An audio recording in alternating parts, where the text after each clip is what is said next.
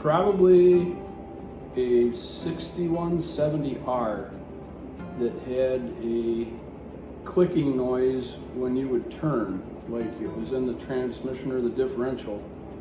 And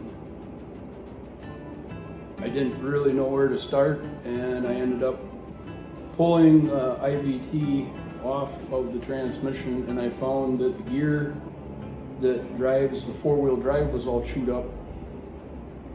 So then we had to go through and measure the rolling circumference of the tires, and then we figured out that at the factory it had the wrong gear put in it for the tires that were on it. When a lot of young technicians start here, and probably at most places, I think they all think they know what they need to know.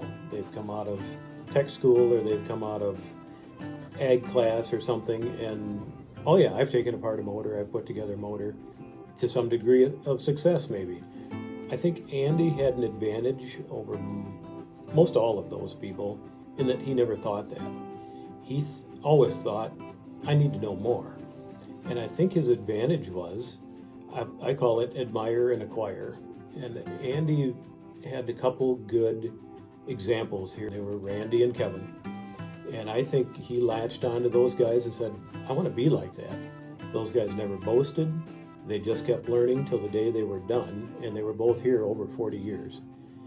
Now, Andy, who started at 20 and now has been here for 20, so half of his life, is now one of those guys that people will admire, and if they're wise, they'll acquire some of what he's got.